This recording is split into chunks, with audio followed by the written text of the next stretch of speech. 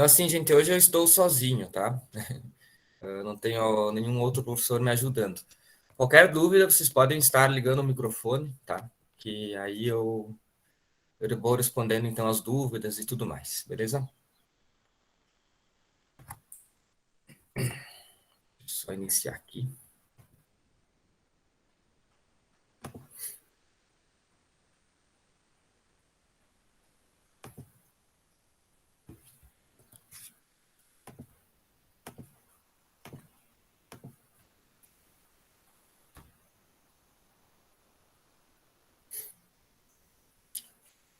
Então, vamos lá, pessoal. Estão vendo a tela? Tá certo o compartilhamento? Sim. Beleza, obrigado. Gente, então assim, a gente vai dar continuidade então à disciplina, né, de história, faz parte das ciências humanas, e hoje a gente inicia então a história do Brasil, tá? A primeira parte da história do Brasil. Então assim, gente, para a gente iniciar essa conversa sobre a história do Brasil, nós temos que retornar aí a milhares de anos atrás, tá? Para entender como que o ser humano ele chegou aqui, onde hoje é o território brasileiro. Tudo iniciou, né, com a evolução, o surgimento então do ser humano e toda a evolução, né, da nossa espécie lá no continente africano. Então, o ser humano tem a sua origem, né, as primeiras espécies de seres humanos aqui no continente africano. E a partir dali, como o ser humano ele era nômade, então lembram desse conceito, né? Nomadismo, então sempre estar em movimento, nunca ficar parado no mesmo local. O ser humano então inicia, né, a sua grande viagem pelo mundo e o continente americano é o último continente que o ser humano consegue chegar, tá? Também pelas questões geográficas, se a gente olhar aqui no mapa mundi, né, a África aqui, então o ser humano começa, entre aspas, né, espalhar pela Europa, pela Ásia, até que chega aqui no Estreito de Bering. Vocês já devem ter ouvido falar, né, desse estreito. Esse local, hoje, a gente não tem passagem, ligação por terra, tá? A gente tem hoje o mar que passa por aí. Mas milhares de anos atrás tinha faixas de gelo, então o ser humano conseguia atravessar esse estreito aí. E aí, então, o ser humano chega no continente americano, e como o Brasil, né, fica aqui na América do Sul, então, foi em um dos últimos locais, então, que o ser humano chegou, tá? Acredita-se que entre 15 e 18 mil anos atrás o ser humano chega aqui no Brasil, beleza? Outras teorias acreditam, então, que o ser humano também veio pela Oceania, com pequenas embarcações até chegar no nosso continente também, tá? As duas teorias a gente já não pode descartar, tá? A gente vai ver daqui a pouco o que cada uma das teorias explica, beleza? Os primeiros povos do Brasil, a gente tem que também dar uma olhada nisso, tá, gente?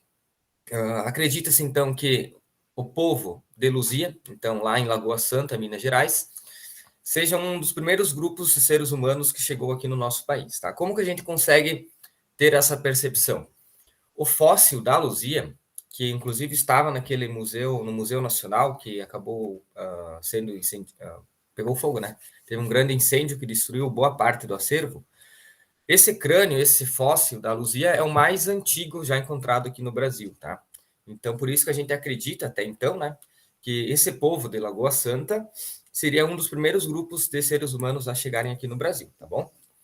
A gente tem também o povo conhecido como Marajoaras, lá na região amazônica, tá? Esse grupo tem a característica de usar a argila, e a gente já vai ver daqui a pouco uma questão que caiu em alguns anos atrás no Enem, que fala exatamente sobre isso, tá? Temos aqui na nossa região, no sul do Brasil, dois povos, dois grupos de seres humanos que também têm um grande destaque, tá? Os sambaquis, lá na região litoral, principalmente Santa Catarina, uma parte ali do Rio Grande do Sul, Paraná, essa região mais ao sul do nosso país. Os sambaquis tinham, então, a característica de serem povos que consumiam muita carne de peixe, né, por eles estarem vivendo no litoral, e também pela característica deles acumular conchas, né? As pequenas montanhas de conchas, então chamadas de sambaquis. Ainda existem alguns sambaquis aqui em Santa Catarina, tá, gente? Se não me engano, lá em Laguna, Florianópolis, a gente ainda encontra essas pequenas montanhas, tá? E lá na região do Rio Grande do Sul, mais lá nos Pampas do Rio Grande do Sul, então os povos conhecidos como umbus, que depois eles vão dar, então, origem a vários grupos indígenas pampianos, os minuanos, os charuas, esses grupos indígenas considerados, entre aspas, né, selvagens, pelos homens brancos, tá? Esses grupos eles já utilizavam então a bolhadeira para caçar animais, né? Principalmente ema, que precisava então essa arma, né, para caçar. E também utilizavam os cavalos, tá? Esses grupos conhecidos como umbus. E aqui no mapa a gente tem, né, a distribuição desses povos aí, tá? O Marajoara aqui na região norte, aqui na região amazônica, tá?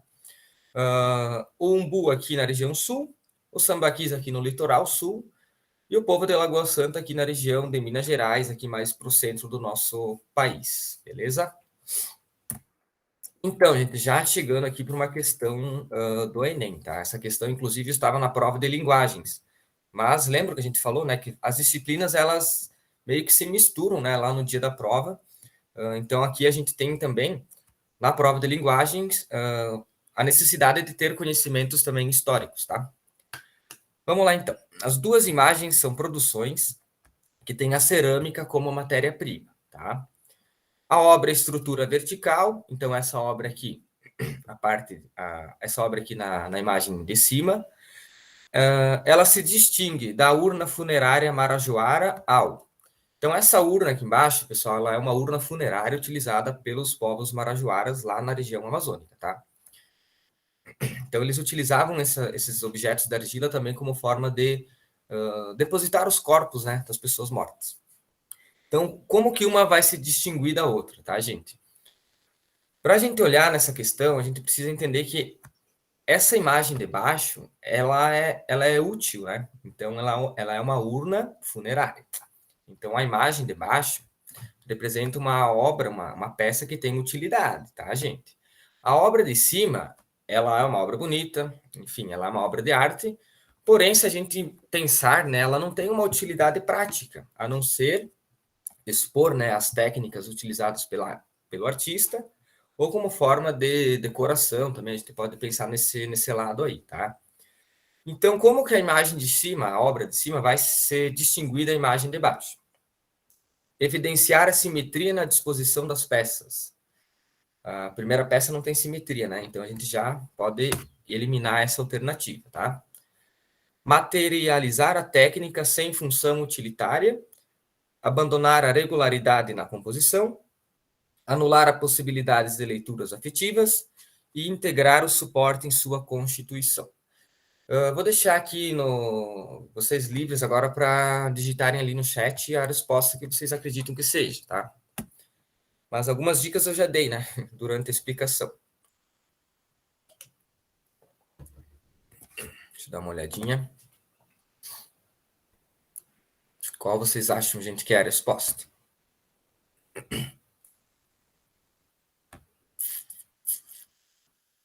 Aqui ninguém vai responder.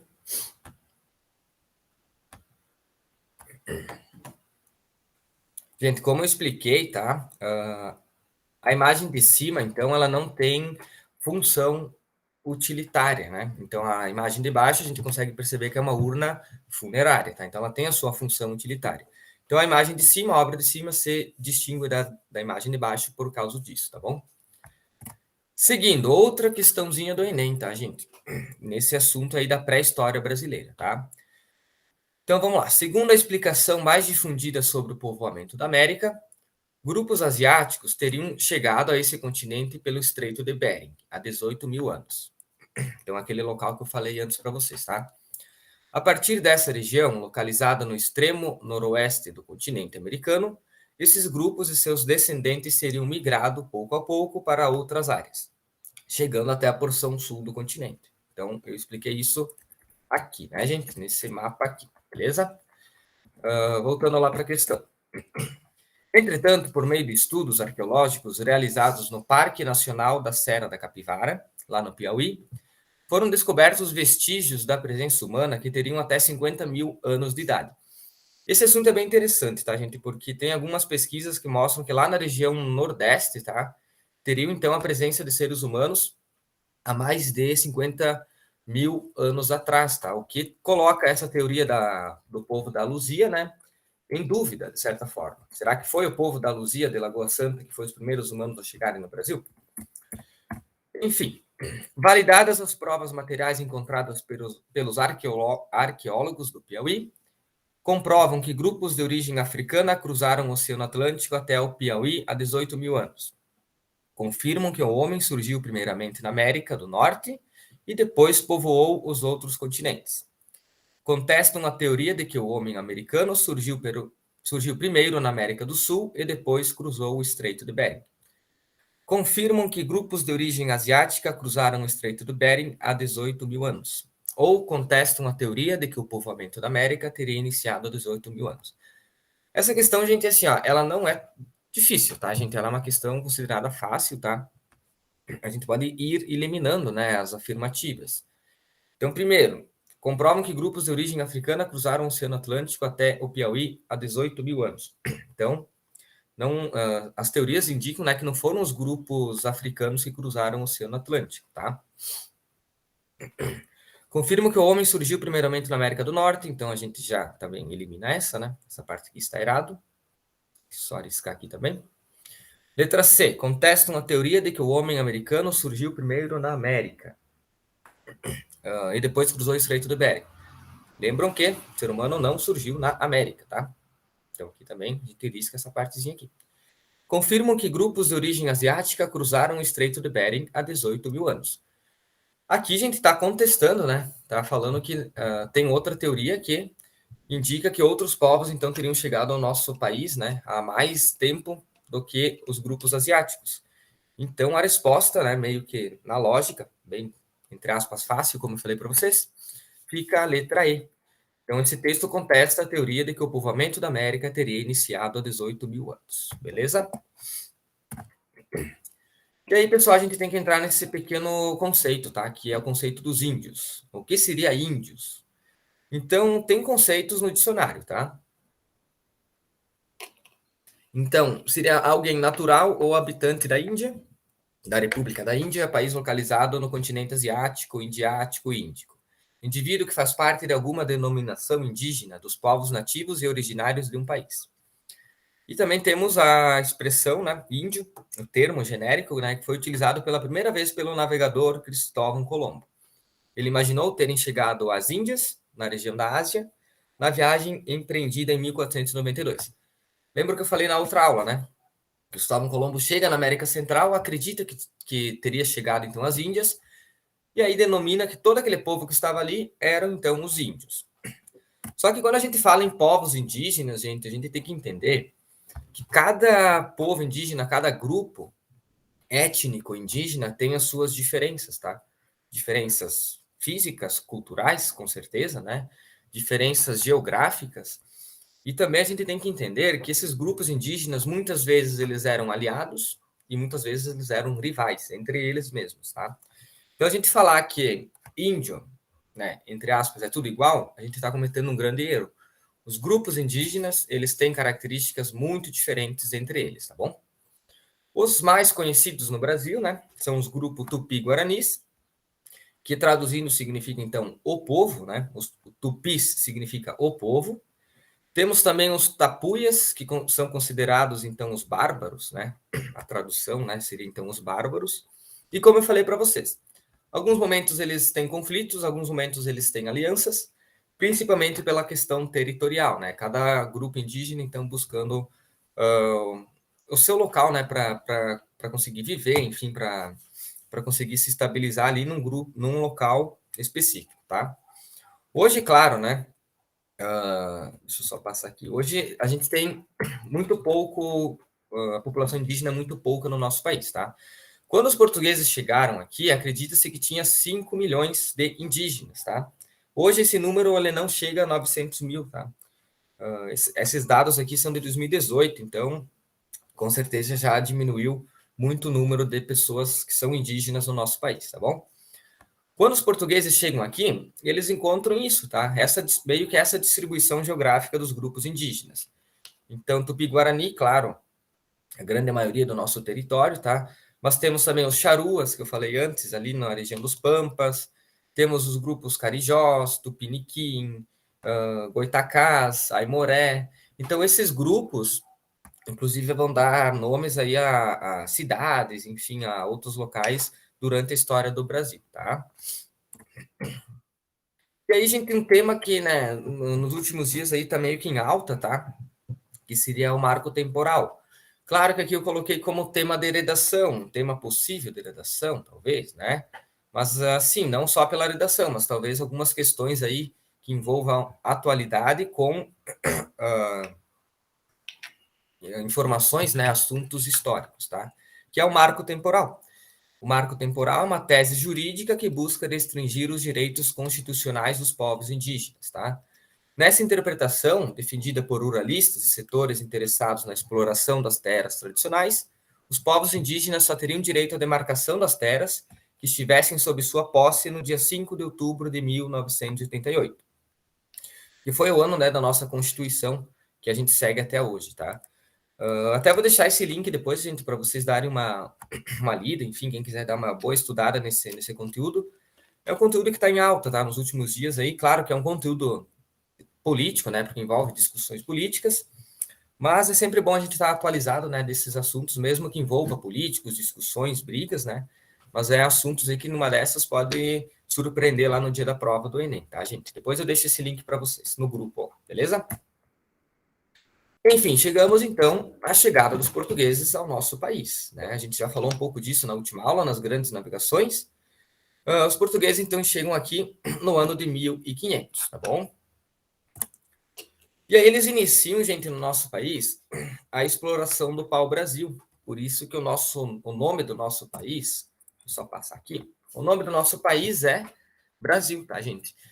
Em homenagem, né, entre aspas, a essa árvore aqui. Os portugueses chegam aqui, eles olham então que aqui tem grupos de seres humanos, né, com culturas bem diferentes. Isso gera um sentimento estranho, não só dos portugueses, mas também dos indígenas, né?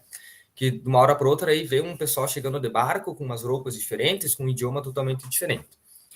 Então o estranhamento não é só dos portugueses, mas também dos grupos indígenas que chegam aqui.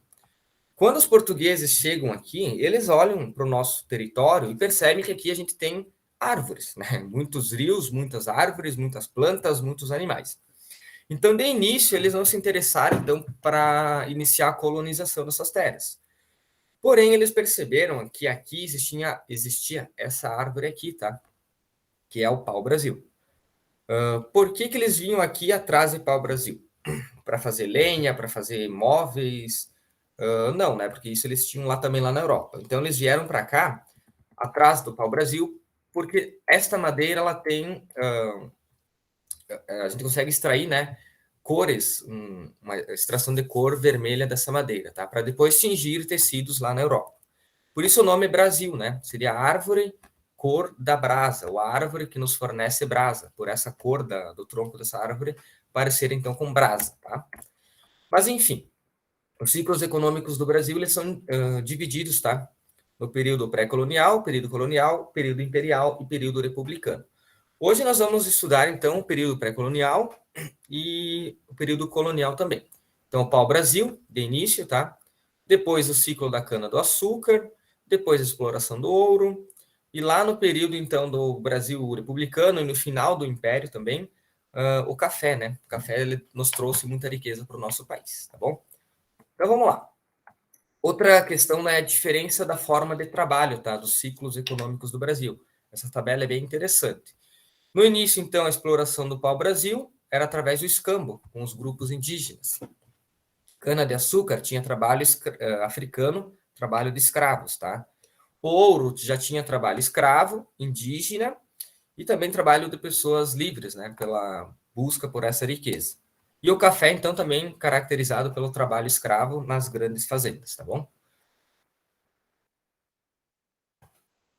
Então, como eu falei para vocês, o pau-brasil, né?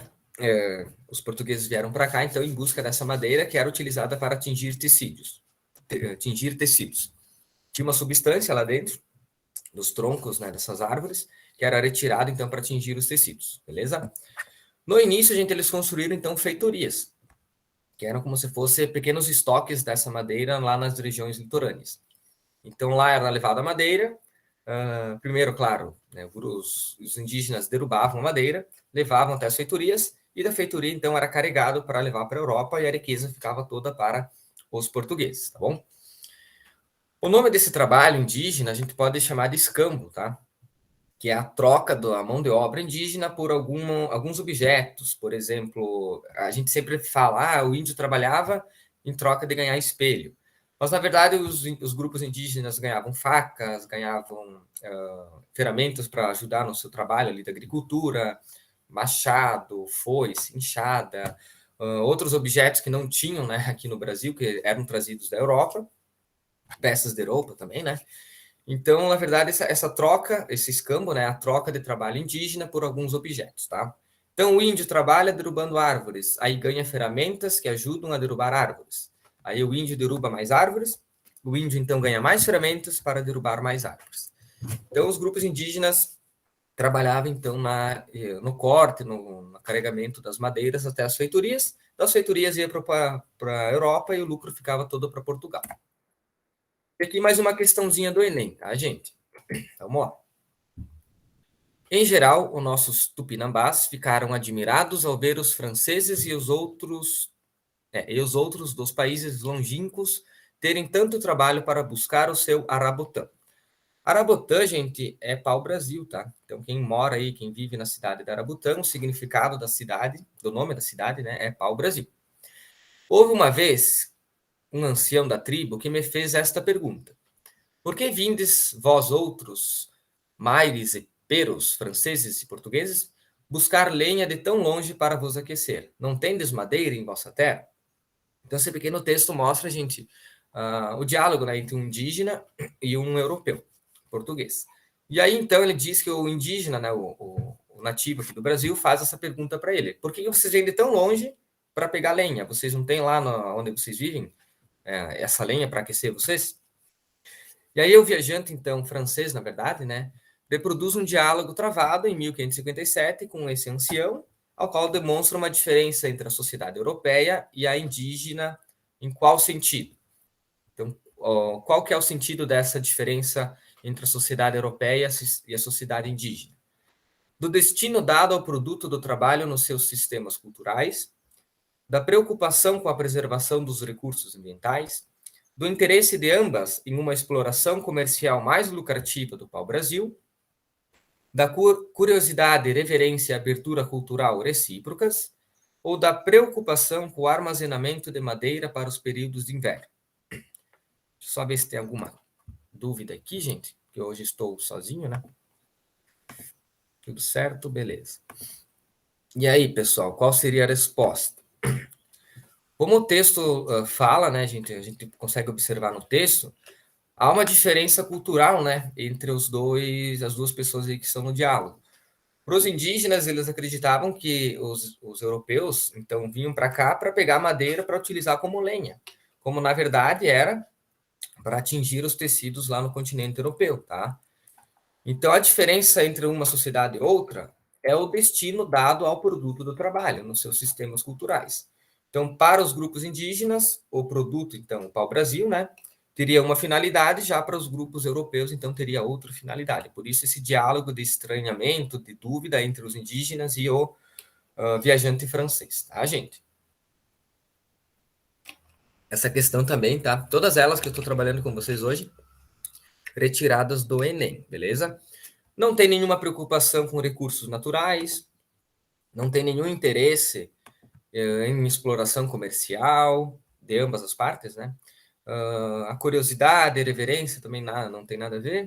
E preocupação com o armazenamento também nada a ver, tá? Então, essa é a resposta à letra A, beleza? E aí, o seguinte, gente. Como o pau-brasil ele estava dando lucro para os portugueses, é claro que a fofoca lá na Europa começou a correr solta, né? Os portugueses estão indo lá numa região que até então ninguém tinha chegado lá, e estão trazendo uma madeira aqui que está dando muito dinheiro para eles. Então, os outros países, os outros navegadores começaram a ter interesse nesse local também. E aí a coroa portuguesa ela pensa o seguinte: eu vou ter que ir lá e cuidar daquele local, porque senão alguém vai lá e vai invadir, vai tomar conta daquele local e eu vou perder toda aquela riqueza que eu vou encontrar lá. E aí eles mandam, então, uma expedição colonizadora aqui para o nosso país, tá? Lá no ano de 1530. Então, oficialmente, né, começa a colonização inicia no Brasil no ano de 1530, beleza? Claro que eles vêm para cá, então eles precisam organizar, né, toda a sociedade, todas as pessoas que vão chegar aqui no nosso país.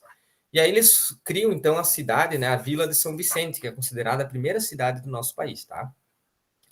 Eles criam, então, essa vila. Lá também eles vão construir o primeiro engenho, tá? Para iniciar a transição do pau-brasil para a cana-de-açúcar, tá? Deixa eu só passar aqui um pouquinho. Aqui, as capitanias hereditárias, tá? O Brasil, ele é um território muito grande, tá bom? A gente já vai falar da cana-de-açúcar, mas enfim, o Brasil, ele é um território muito grande. Naquela época, a gente é um pouco mais de quase 500 anos atrás, na verdade, né? O Brasil, ele tinha um pouco menos, né? O nosso território, ele era um pouco menor, tá bom? Por causa da divisão, né, do Tratado de Tordesilhas. Então, era mais ou menos assim, né, a divisão. Claro que não existia uma linha, não existia uma cerca, não existia nada disso físico, tá? Essa linha ela era imaginária. Então, claro que em alguns momentos não tinha esse respeito, né, 100% do Tratado de Tordesilhas. Mas aí os portugueses pensam, a gente precisa dividir, né, esse território que a gente tem lá, porque eu, uma pessoa só, não vou conseguir controlar todo aquele território. Então, eles criam as conhecidas capitanias hereditárias, né? Que eram pequenas unidades, como o mapa mostra aqui, né? Pequenas unidades administrativas do nosso território. E aí elas foram divididas, né? E entregues para 12 homens, que eram então os capitães donatários. Cada dessas pessoas, elas tinham, claro, algumas obrigações, né? Você não ia ganhar um território lá no Novo Mundo e ia só aproveitar, você tinha que ter algumas obrigações. Primeiro, cultivar a cana-de-açúcar, expandir a fé cristã. A gente vai ver, né, que a igreja ela tinha muito interesse também no Novo Mundo.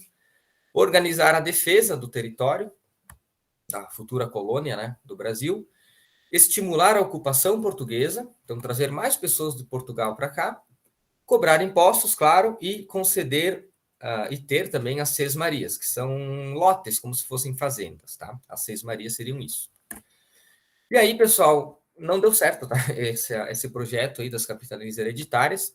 Apenas São Vicente e Pernambuco, então, conseguiram, de certa forma, dar certo. Tá? Pernambuco está aqui e São Vicente aqui na região onde hoje é o sul de Minas Gerais e também o Rio de Janeiro. Tá? Essas duas eram certas, as outras, então, acabaram fracassando. Mas por que fracassou essa ideia das capitanias? Primeiro, gente, assim, ó, os donatários, eles estavam lá em Portugal. Então, eles não tinham muito interesse, não, né? De sair lá de Portugal, lá do Porto, tinha suas vidas já, né, organizadas, suas riquezas lá, e vir para cá e ter que fazer toda essa organização em territórios que eles nem conheciam, tá? Claro que teve a resistência de grupos indígenas, tá? Também, né?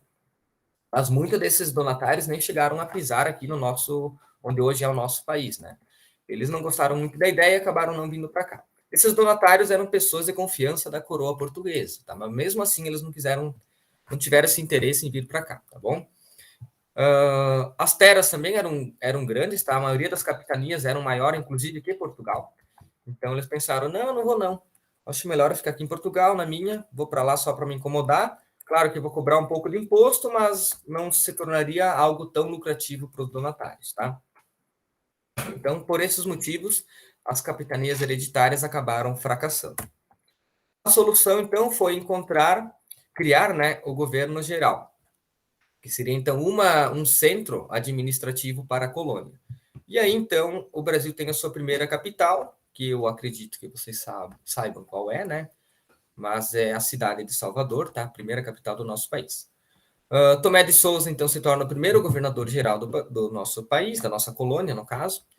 E essa, então, foi vista como a solução para o fracasso das capitanias. Também são criadas unidades administrativas, né, locais, instituições administrativas em algumas cidades. Primeiro, claro, em Salvador. Câmaras municipais, que seriam um local onde seriam tomadas as decisões políticas e administrativas, né, da colônia. E isso fortaleceu, de certa forma, a política, né, na colônia e também a economia.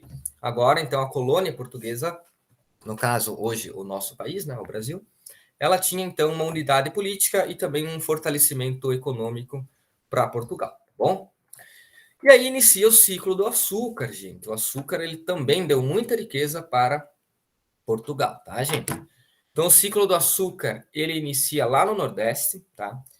Por alguns fatores, tá? Eles não acordaram num domingo de manhã e pensaram, vamos lá para o Nordeste e plantar açúcar, ver no que dá. Eles sabiam, então, eles tinham conhecimento em plantar essa planta, né? Em cultivar essa planta que é a cana.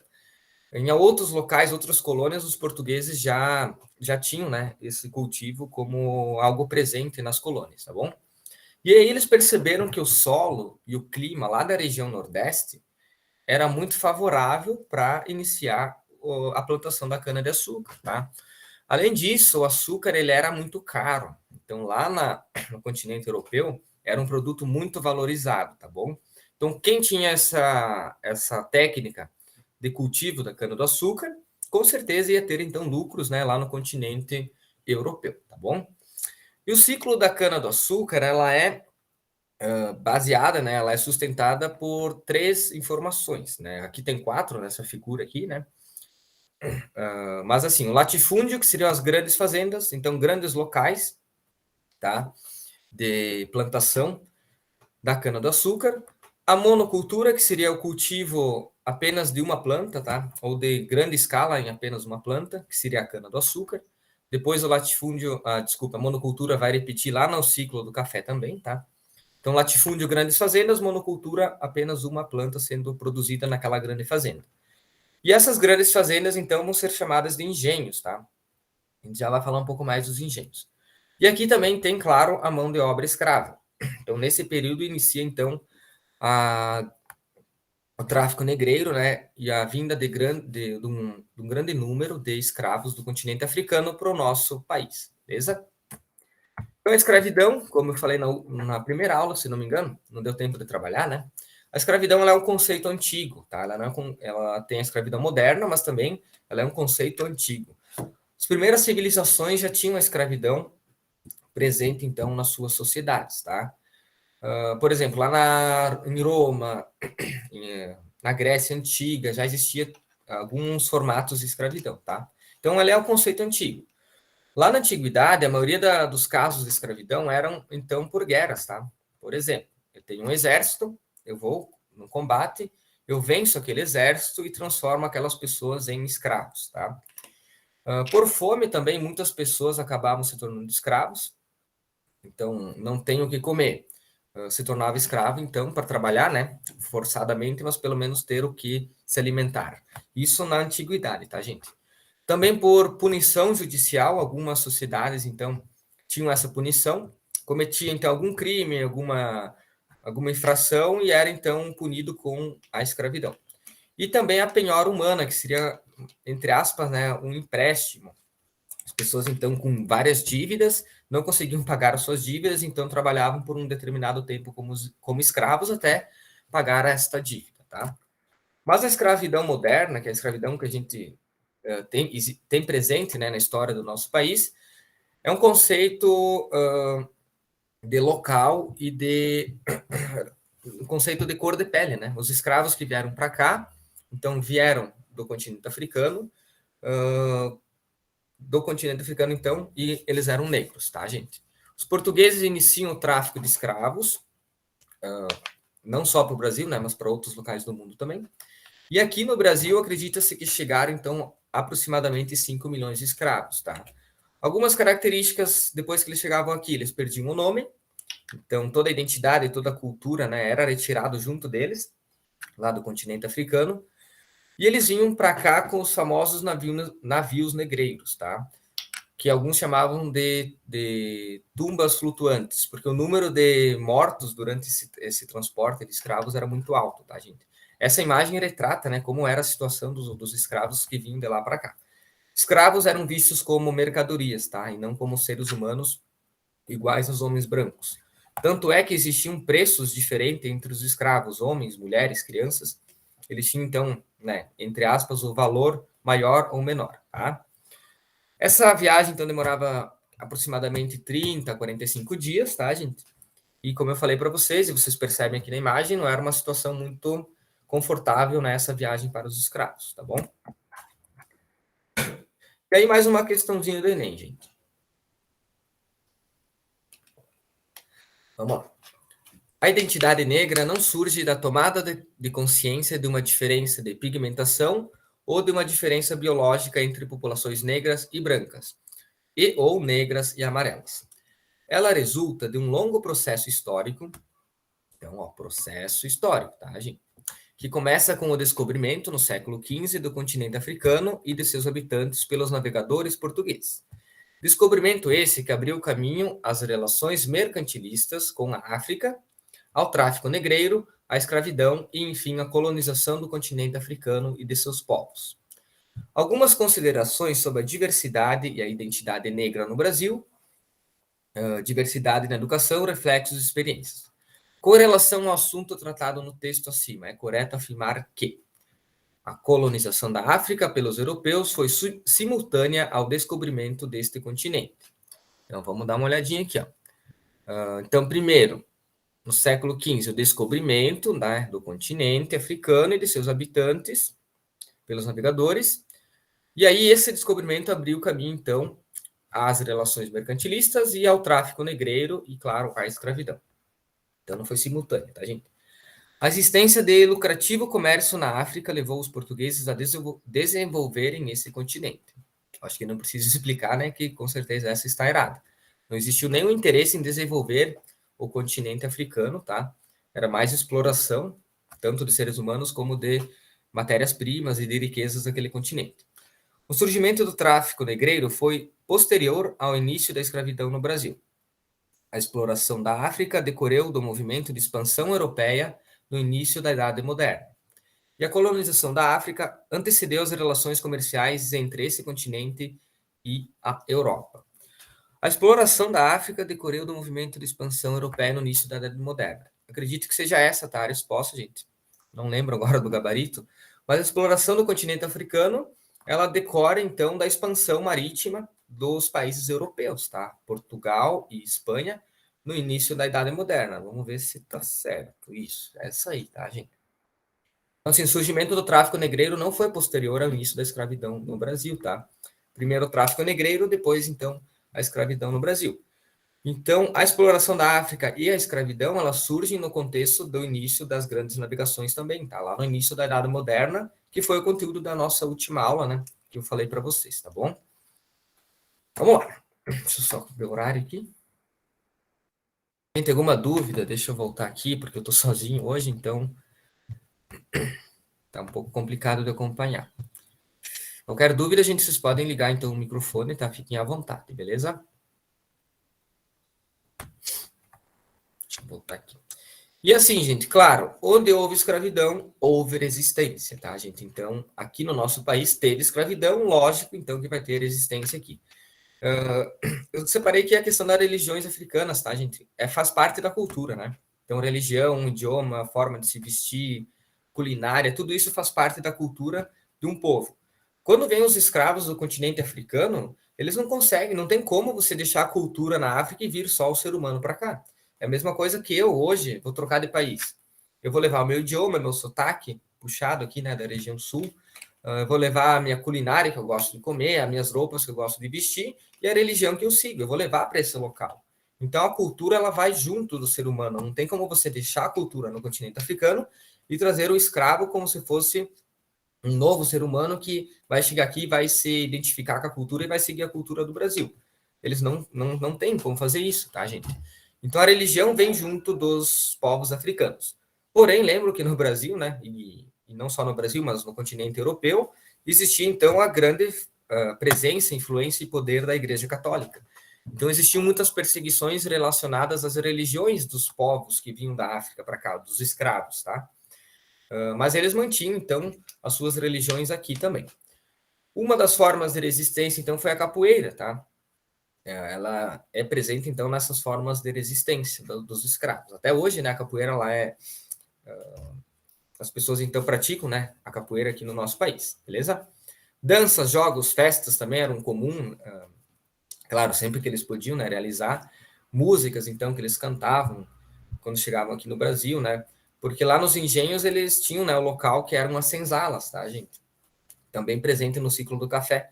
Então ali era o local de encontro, né, dos escravos que vinham da África, então, para o nosso país. E aí surgem os quilombos, tá, gente? Os quilombos, então, eles têm início, né, nesse período da escravidão também como forma de resistência, tá? O quilombo ele é um local de refúgio de escravos e ex-escravos, tá? E aí, por todo o país, tá? Não foi só numa região ou outra que existiram os quilombos. Então, os escravos que conseguiam, então, fugir lá do seu local de trabalho, ou os ex-escravos que conseguiam, de alguma forma, comprar a sua liberdade, eles se reuniam, então, nessas comunidades que eram, então, chamados de quilombos, tá? Geralmente nas matas, nas regiões mais longe das grandes fazendas, tá? Com medo, então, dos grandes fazendeiros capturarem eles e transformarem de novo em escravos, tá? E esses quilombos, eles existiam alguns com poucas e alguns com muitas pessoas, tá? Então é como se fosse uma vila, uma cidade, vai ter vilas e cidades pequenas e vilas e cidades muito grandes, tá? E ali, gente, eles realizavam, então, agricultura, criação de alguns animais, tá? O extrativismo, que é você extrair matéria-prima, alimento, enfim, da natureza, tá? E como eu falei, eles estavam, então, presentes mais nas regiões de florestas, tá? Florestas, muitas vezes até bem fechadas para dificultar, então, o acesso dos homens brancos a esses locais aí, tá? O quilombo mais conhecido, mais famoso, né, foi o Quilombo dos Palmares, lá na região da Alagoas. Foi lá, então, que viveu, né, o Zumbi dos Palmares, que liderou, né, o Quilombo dos Palmares. E no dia 20 de novembro é o Dia da Consciência Negra, tá, em homenagem ao Zumbi dos Palmares. Daqui uns dias, então, daqui um mês, né, é comemorado, então, o Dia da Consciência Negra. Atualmente, então, 3 mil comunidades quilombolas existem no nosso país, tá? Também é um assunto, assim, bem polêmico, tá, gente? É um assunto que, muitas vezes, ele é visto como preconceituoso também por algumas pessoas, né? Mas as comunidades quilombolas, elas mantêm viva a cultura afro no nosso país, tá? São comunidades que surgiram, então, dos antigos quilombos. Então, ali tem descendentes e ex-escravos, que vão manter a cultura dessas pessoas hoje presentes no nosso Brasil, tá? E claro que, assim como grupos indígenas, os quilombolas representam, né, as minorias no nosso país, e eles, então, têm lutas por posse de terras. Eles querem um local para eles manterem a sua tradição, mas também sobreviverem. Terem lá, então, as suas plantações, enfim, manter a sua forma de vida, seu estilo de vida, seu estilo de cultura. E muitas vezes esses grupos de comunidades quilombolas, eles são atacados, enfim, não só com armas, né, mas atacados verbalmente, com políticas públicas que não valorizam esses grupos quilombolas, tá, gente? Enfim, gente, as questões que eu passei hoje para vocês, não sei se ficou alguma dúvida, tá? Eu dei uma acelerada hoje porque eu pensei que o professor de filosofia, acho que era, né? Que iria ter aula antes, ele iria assumir a aula agora, mas ele falou que não vai conseguir, tá, gente? Então, essa aula que. Só parar a apresentação. Essa aula que a gente não teve, né, na verdade, antes, com certeza em outro momento a gente vai estar disponibilizando para vocês, tá, gente? Da última aula, eu lembro deixa eu só parar a gravação aqui, a gente ter uma conversa melhor aqui.